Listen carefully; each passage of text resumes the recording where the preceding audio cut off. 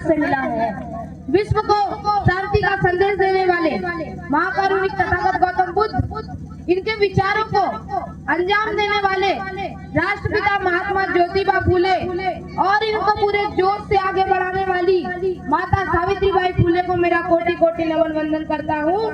और छत्रपति साहू जी महाराज और इनके विचारों को आगे बढ़ाने वाले शिक्षा संविधान निर्माता भारत रत्न कलम के बादशाह कहे जाने वाले बाबा साहेब अम्बेडकर को मेरा कोटि कोटि नमन। इस मंच पर आसीन आदरणीय अतिथिगण और मेरे सामने बैठे आप सभी को लोगों मेरा जय फूले, जय भीम, इनकलाब जिंदाबाद। साथियों, ऊपर बैठे लोगों का तो हम फूल माला से स्वागत कर देते हैं, मगर नीचे बैठे लोगों का फूल माला से स्वागत करेंगे तो फूलों की बगिया उजड़ जाएगी। इसलिए हम आपका फूलों से नहीं तहे दिल से स्वागत करते हैं। साथियों, तहे दिल से स्वागत करते हैं। साथियों, खुशियों पे मौज की रवानी होगी, खुशियों पे मौज की रवानी होगी। अरे जिंदगी में कोई ना कोई कहानी होगी कि हम भी चार चांद लगा देंगे इस कार्यक्रम में, अगर आपकी तालियों की मेहरबानी होगी, अगर आपकी तालियों की मेहरबानी होगी। आज माता सावित्रीबाई फूले जी की जयंती का कार्यक्रम यहाँ रखा गया है। इस कार्यक्रम को रखने का एक मकसद है, एक इतिहास है।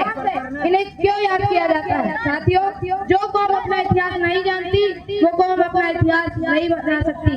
साथियों, वो एक दौर था, हमारे देश की व्यवस्था कुछ मुट्ठी भर लोगों के हाथों में ही थी। 85%, जी हाँ साथियों, 85% का सारा समाज गुलामी में जी रहा था। ना सामाजिक अधिकार था, अरे ना राजनीतिक अधिकार था, और ना शिक्षा का अधिकार था। इतने जुल्म के साए में लफ्ज खोलेगा कौन? अगर साथियों हम चुप हो गए तो हमारे महापुरुषों के लिए बोलेगा कौन? हमारे महापुरुषों के लिए बोलेगा कौन? साथियों, उस समय का नियम चलता था, उस समय का नियम ये चलता था कि स्त्री शूद्रों न शिक्षा दियता, यानी कि स्त्री और शूद्रों को शिक्षा न दी जाए, उन्हें शिक्षा से वंचित रखा जाए। इसलिए फूले जी समझ गए कि विद्या बिन मती गई और मती बिना नीति गई, कि विद्या बिन मती गई और मती बिना नीति गई, नीति बिना गति गई और गति बिना वित्त गया, और वित्त बिना शूद्र हताश हुए और गुलाम बना दिए गए। इतना सब सिर्फ और सिर्फ हमारे अशिक्षित होने के कारण ही हुआ। इसलिए फूले जी ने सबसे पहले अपनी पत्नी माता सावित्रीबाई फूले को शिक्षित बनाकर उन्हें देश की समस्त महिलाओं के लिए 1848 में पुणे के बुधवारी पेट अपने ब्राह्मण मित्र भिंडे के घर पे प्रथम कन्या स्कूल खोलने का काम किया और वहाँ सबको पढ़ाने का काम किया। और साथियों, इसका परिणाम यहाँ निकला कि अगर कोई महिला प्रधानमंत्री बनी, अगर कोई महिला मुख्यमंत्री बनी, अगर कोई महिला राष्ट्रपति बनी, अगर कोई महिला डॉक्टर इंजीनियर बनी, तो यह किसी भाग्य और भगवान की देन नहीं है साथियों, ज्योतिबा फूले और माता सावित्रीबाई फूले की देन है। साथियों, यह कार्यक्रम कोई मनोरंजन का नहीं है, यह कार्यक्रम तो फूले जी के संघर्ष को समझने का है। साथियों, जिस माता सावित्रीबाई फूले ने हमारे लिए इतने अत्याचार सहे, जब माता सावित्रीबाई फूले बच्चों को पढ़ाने जाया करती थी स्कूल, तो वहाँ पे रास्ते में कई ऊंची जाति के लोग उन पे गोबर और कीचड़ उछाला करते थे और कहते थे कि तू आ गई है जो सालों के नियम को बदलना चाहती है, और उन्हें बहुत अपमानित करते थे। मगर माता सावित्रीबाई फूले उस अपमान को सहकर भी हार नहीं मानती थी और अपने थैले में 2 साड़ियां ले जाया करती थी और उस कीचड़ से भरी हुई साड़ी को दूसरी अच्छी साड़ी से बदल दिया करती थी। इतना अत्याचार हमारी माता सावित्रीबाई फूले सिर्फ और सिर्फ महिलाओं को शिक्षित करने के लिए ही किया करती थी। साथियों, फूले जी यही नहीं रुके, फूले जी यही नहीं रुके। उन्होंने 1852 में दूसरा बालक स्कूल खोला और सन 1854 में कामकाजी महिला पुरुष जो शिक्षा से वंचित है उनके लिए प्रौढ़ यानी कि रात में देने वाली शिक्षा देने का काम किया और वहाँ सबको पढ़ाने का काम किया। और इसी प्रकार फूले जी ने 150 से भी ज्यादा स्कूल खोलने का काम किया और वहाँ सबको पढ़ाने का भी काम किया।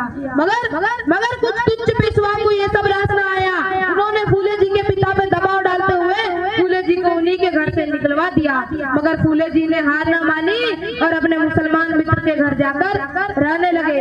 साथियों, सत्य को कहने के लिए समझ की जरूरत नहीं होती, नदियों को बहने के लिए पथ की जरूरत नहीं होती। अरे जो जिंदगी में बढ़ते हैं अपने मजबूत इरादों से आगे, उन्हें किसी रक्त की जरूरत नहीं होती, उन्हें किसी रक्त की जरूरत नहीं होती।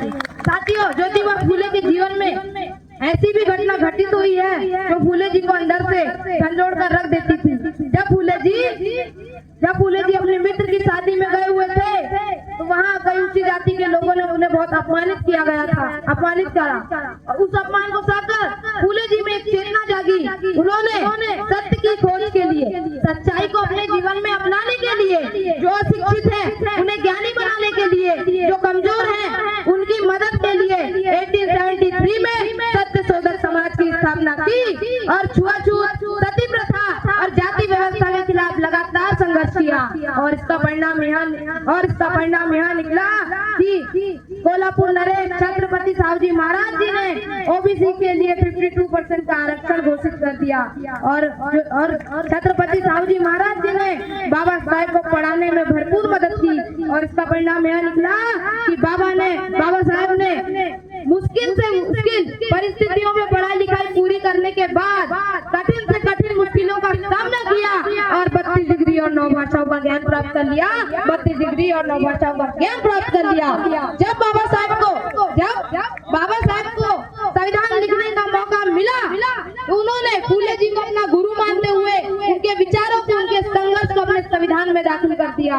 और यह संविधान 2 वर्ष 11 महीने 18 दिन में पूर्ण करके इसे 26 जनवरी 1950 को लागू करवा दिया गया।